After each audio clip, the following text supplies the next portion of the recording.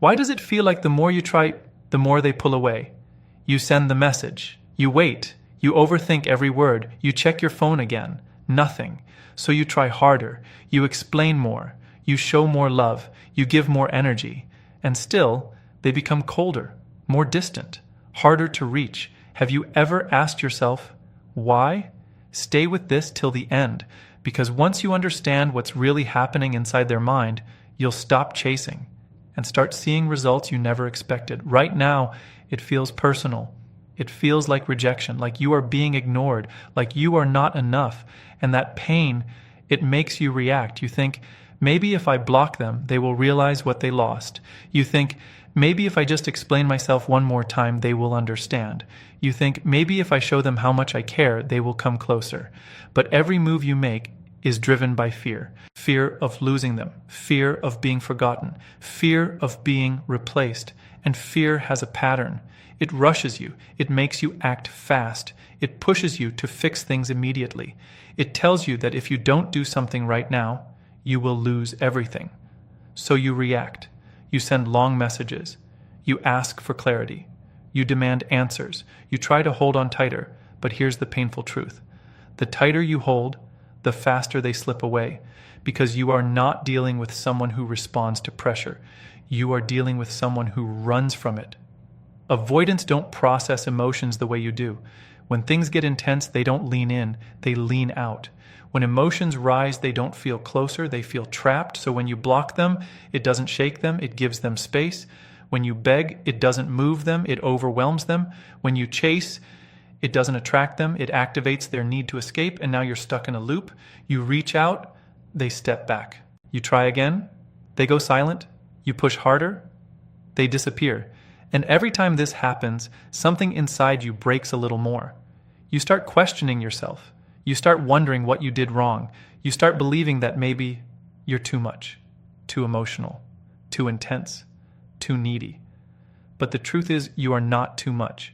You are just trying to get love in a way that works for you, from someone who doesn't receive it the same way. And that mismatch creates chaos, because you believe love should be expressed, spoken, shown, and confirmed. But for an avoidant, love feels safer at a distance. So when you move closer, thinking you are building connection, they feel like they are losing control. And control is everything to them. That's why they go quiet. That's why they delay replies.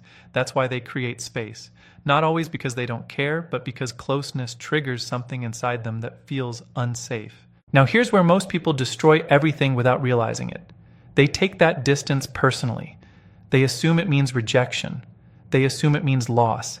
They assume it means the end. So they react emotionally. And that reaction becomes the exact reason the other person pulls away even more. Because now it's not just closeness they are avoiding. It's the pressure, the intensity, the expectation. And suddenly, what could have been a slow connection turns into emotional overload. Think about it. Every time they pull away, you try to fix it faster. Every time they go silent, you become louder. Every time they create space, you try to close the gap instantly. But what if that's the exact opposite of what works? What if everything you've been doing is pushing them further away? This is the part no one tells you. You cannot chase someone who is wired to run. You cannot convince someone who shuts down under pressure. You cannot force connection where emotional safety is missing. And the more you try, the more you lose your power. Because slowly, without noticing, you stop focusing on yourself and start focusing only on them. Their replies, their behavior, their mood, their distance. Your whole emotional state becomes dependent on how they show up. And that is where the real damage begins. Because now, you are no longer in control. You are reacting, waiting, hoping, chasing. And the more you do that, the less attractive you become in their eyes. Not because you are not worthy, but because you are no longer grounded. You are no longer stable. You are moving from a place of need, not strength. And avoidants can feel that instantly. They feel the urgency. They feel the emotional demand. They feel the pressure to respond, to explain, to match your intensity. And instead of stepping up, they step away, further, colder, quieter, leaving you confused. But here's the shift. The moment you understand that this pattern is not random, everything starts to make sense. It's not about saying more. It's not about doing more. It's not about proving your worth. It's about understanding what actually works and what silently destroys attraction. Because right now, without realizing it, you are feeding the very cycle that is pushing them away. And until that changes, nothing else will. Not your words, not your effort, not your intentions. So before you send that next message, before you react again, before you try to pull them closer, you need to see the pattern clearly. Because once you do, you will never respond the same way again. What makes this even harder is that their silence can feel colder than words ever could. Because when someone avoids, they rarely give you a clean answer. They do not always say, "I'm scared." They do not say, "Closeness makes me uncomfortable." They do not explain that deep connection wakes up old emotional patterns they never learned how to handle. Instead, they become vague. They say they are busy. They say they need space. They act normal one day and unreachable the next. And that confusion is what keeps you emotionally hooked, because the human mind struggles more with uncertainty than pain. Pain gives you something solid. Confusion keeps you stuck. When something is unclear, your brain starts searching for meaning. It replays conversations, it studies tone, it looks for signs, it builds stories, it asks dangerous questions like, "What changed? Was it something I said? Did I ruin this?" That is how emotional obsession begins. Not always from love, sometimes from lack of closure. And this is where avoidant dynamics become dangerous for people with deep hearts, because your heart wants honesty, your mind wants certainty, but their pattern gives you neither. So you begin chasing clarity instead of connection. And the problem is, clarity cannot be forced out of someone who avoids their own emotions. That person may care about you, that person may think about you, that person may even miss you deeply, but if they have not learned how to sit with emotional discomfort, then every real feeling becomes something they try to outrun. That is why they can look interested, then disappear. That is why they can open up, then shut down. That is why they can come close, then act like none of it mattered. To you, it feels inconsistent. To them, it feels like survival. Because an avoidant nervous system often confuses intimacy with pressure. It reads emotional depth as something heavy, something demanding, something that could swallow their independence. So the moment feelings become real, their body reacts before their words do. They withdraw, they detach, they go numb. And if you do not understand that pattern, you will misread everything. You will think their distance means you should fight harder, but often the harder you push, the more unsafe they feel. Not because your love is wrong, but because they were never taught how to receive steady closeness without seeing it as a threat. A lot of avoidant people grew up learning one painful lesson. Needing people is risky. Maybe they had to become emotionally independent too early. Maybe vulnerability was ignored. Maybe comfort was missing when they needed it most. So they built a system inside themselves that says, do not depend, do not reveal too much, do not get too attached. And now even when they meet someone good, they still carry that old survival code. So when your warmth reaches them, part of them wants it, and another part of them wants to run. That inner conflict is what creates the hot and cold behavior that leaves you mentally exhausted. One side of them wants closeness. The other side fears what closeness might cost. And because fear is louder than desire in an unhealed person, fear usually wins. This is why trying to prove yourself almost never works.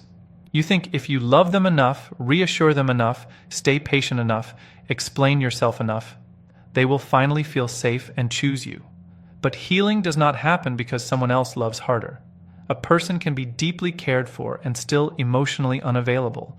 That is one of the hardest truths to accept, because effort feels noble, sacrifice feels romantic, waiting feels loyal, but loyalty without self-respect becomes self-abandonment, and many people do not realize they are abandoning themselves until they are already drained.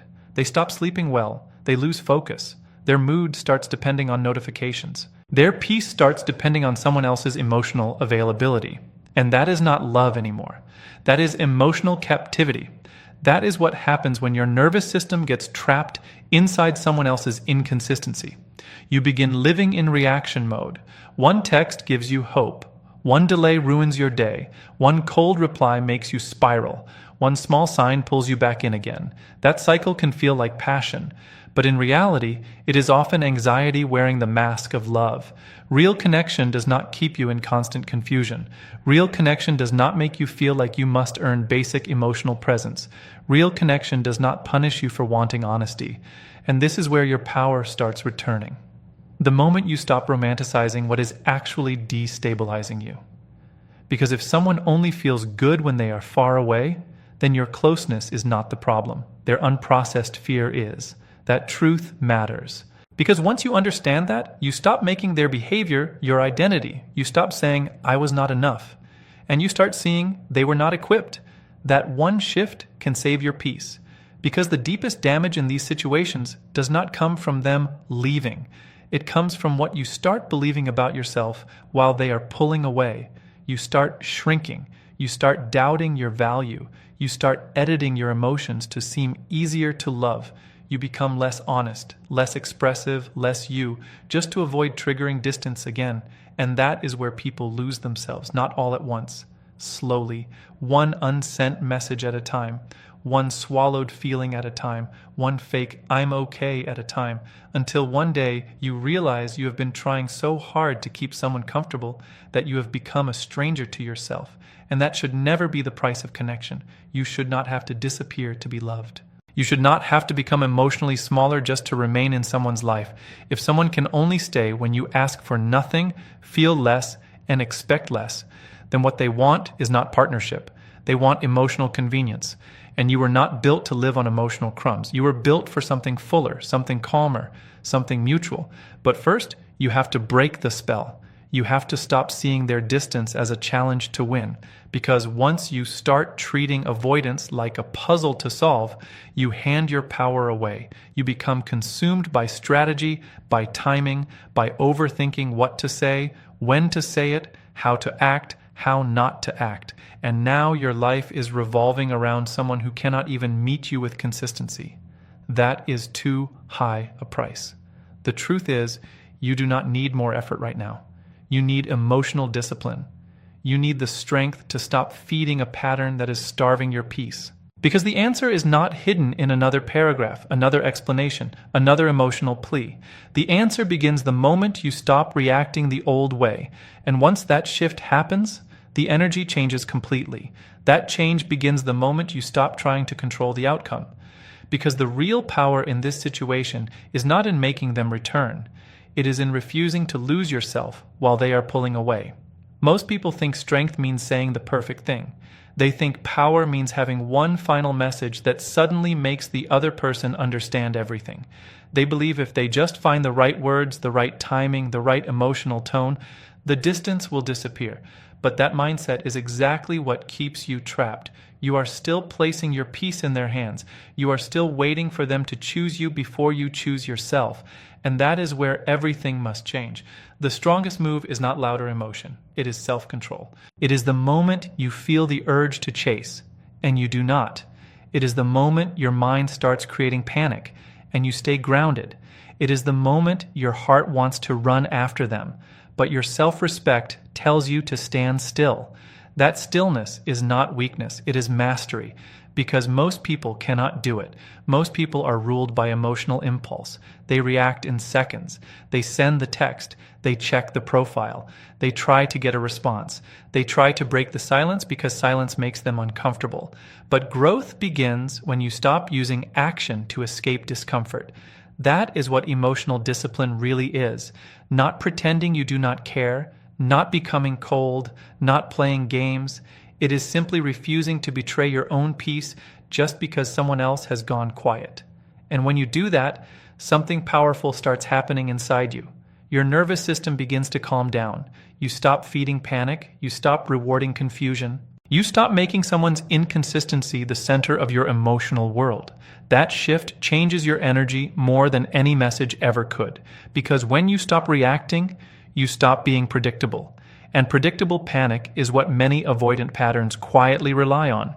They are used to people chasing after distance. They are used to people trying to pull them back. They are used to emotional pursuit. They expect the long paragraph. They expect the pressure. They expect the emotional reach. But when none of that comes, when there is no dramatic goodbye, no emotional collapse, no desperate attempt to hold on, something changes. For the first time, they are left alone with their own thoughts. And that is where the silence becomes different. Not punishing, not manipulative, not cold, just clean, just solid, just the absence of pressure. That kind of absence carries weight because now they are not reacting to your emotions. Now they are feeling your absence without the noise. And that hits deeper than most people realize. Not because silence is a trick, but because true detachment reveals what force never can. It reveals whether there was ever real depth there or only a cycle of emotional dependency. That is why the most effective thing you can do is often the hardest thing to do. Nothing. Not from weakness, from power. Not because you are giving up, because you are stepping out of the pattern. And patterns lose power the moment you stop feeding them. Think about how much energy gets wasted trying to decode every move. How much of your life disappears into waiting. How much peace gets stolen by overthinking. How much self-worth gets traded for temporary reassurance. Now imagine what happens when you take all of that energy back, when you stop watching, stop chasing, stop trying to be understood by someone who has not even learned how to understand themselves. That is where your center returns. And once you return to yourself, your presence changes. You become calmer, more solid, less available to chaos. That kind of energy is rare, and it does something powerful in every human interaction. It creates contrast, because people often do not fully feel your value when you are constantly trying to prove it, but they feel it when your energy is no longer easy to access. Not because you became fake, because you became rooted. There is a huge difference. Playing games is driven by ego. Stepping back with dignity is driven by self-respect. One is manipulation, the other is alignment. And avoidants can feel that difference, even if they never admit it. They notice when your attention is no longer chasing them. They notice when your emotional world no longer revolves around their inconsistency. They notice when you are no longer trying to force closeness. And that is often when curiosity begins. Not because you begged for importance, because your silence showed it, not because you demanded attention. Because your withdrawal revealed standards. This is what many people miss. The energy of someone who is emotionally stable is deeply attractive. Not loud, not dramatic, not obsessive, stable. Because stability creates safety, and safety is something an avoidant person often does not know how to build, but still deeply feels when it is present. So when you stop reacting with panic and start holding yourself with calm strength, you shift the emotional atmosphere completely. Now the dynamic is no longer built on your fear. It is built on your boundaries, and boundaries are powerful because they are quiet. They do not beg. They do not explain endlessly. They do not perform. They simply say, I will not abandon myself just to keep this connection alive. That one internal decision can change your whole life, because from that moment forward, you are no longer trying to be chosen at any cost. You are becoming the kind of person who only stays where peace can survive. That is a different level of self-worth. And when self-worth rises, desperate energy dies. You stop reaching from emptiness. You stop shrinking for approval. You stop confusing access with love. Now, if they come closer, it will not be because you chase them into awareness. It will be because your grounded absence created space for reality to speak. And reality is always stronger than pressure. Reality shows people what they miss. Reality shows people what they lost access to. Reality shows people the difference between emotional chaos and emotional maturity. That is why stepping back is not passive. It is one of the most active forms of self-protection you will ever practice, because it requires patience. It requires control. It requires the courage to let truth reveal itself without interference. And not everyone can do that. Most people would rather force an answer than face uncertainty. But your transformation begins the moment you can sit in uncertainty without betraying yourself. That is the point where the power returns. And once it returns, the entire dynamic stops owning you. And once that control is back in your hands, everything becomes clear in a way it never was before. Because now you are no longer reacting to what they do. You are observing it. There is a big difference. When you are reactive, every small change feels like a signal. Every delay feels heavy. Every silence feels like something is wrong. Your emotions rise and fall based on their behavior, but when you step into observation, something shifts. You begin to see patterns without being consumed by them. You notice how they show up. You notice how they disappear. You notice what is consistent and what is not. And for the first time, you stop asking, how can I fix this? You start asking, is this even right for me? That question is powerful because it moves your focus away from winning them and toward protecting your own peace. And that is where the truth starts revealing itself. If they come back, you will see it differently now. Not as a victory, not as validation, not as proof that your patience paid off, but as information. You will see how they return. You will feel the energy they bring. You will notice whether anything has actually changed or if it is just the same cycle starting again. And this time you will not be blinded by hope. You will be grounded in awareness. Because once you have stepped out of emotional chaos, it becomes very easy to recognize it when it tries to pull you back in. You will feel it in your body, that slight tension, that subtle anxiety, that quiet discomfort you used to ignore. Before you pushed past those feelings just to keep the connection alive. Now you listen to them, because those signals are not weakness, they are guidance. They are showing you what your mind used to explain away, and that is how you protect yourself without becoming cold. You stay open, but aware. You stay kind, but firm. You stay present, but not attached to an outcome.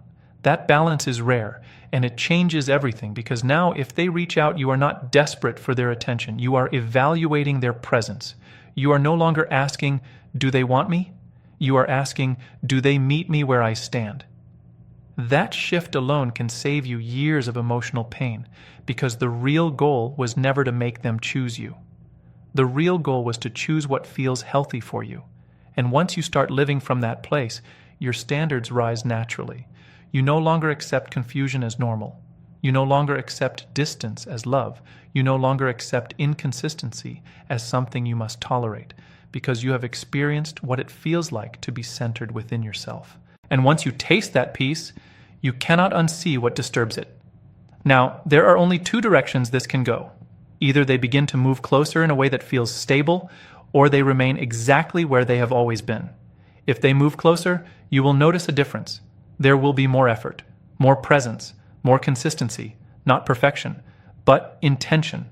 And that intention matters, because real connection is not built on guessing. It is built on mutual effort. You will not have to chase it. You will not have to decode it. You will not have to beg for it. It will meet you halfway. And if that happens, it is no longer about proving yourself. It is about building something that flows both ways. But if nothing changes, if the distance stays the same, if the pattern repeats, if the inconsistency continues, then you are no longer confused. You are clear. You are no longer asking, why are they like this? You are accepting, this is who they are right now. And that acceptance is not defeat. It is freedom. Because you stop waiting for potential. You stop holding on to what could be. You stop investing in a version of them that only exists in your imagination. And instead, you face reality as it is. Not harsh, not emotional, just honest. And honesty brings peace, because it allows you to make decisions that are aligned with your well-being. You no longer stay because you hope things will change. You stay only if what is present already feels right. And if it does not, you walk away without anger, without needing closure from them, without needing a final explanation, because you already understand enough. You understand that connection should not cost you your stability. You understand that love should not feel like a constant question. You understand that your energy is valuable, and where you invest it shapes your life. That awareness changes the way you move forward. You become more selective, more grounded, more intentional. You stop chasing intensity and start choosing peace, and that is where everything shifts permanently. Because once you stop accepting emotional instability as normal, you create space for something better to enter your life. Something calm, something clear, something real. Not something you have to fight for every day, but something that meets you naturally. And the most important part of all this, you no longer need them to come back in order to feel complete, because you have already returned to yourself. And that is the kind of power no one can take from you. Not silence, not distance, not rejection. Because your sense of self is no longer tied to someone else's ability to show up. It stands on its own, strong, stable, unshaken. And from that place, everything you allow into your life becomes a choice, not a need. And that is the moment where your life truly begins to move in the right direction.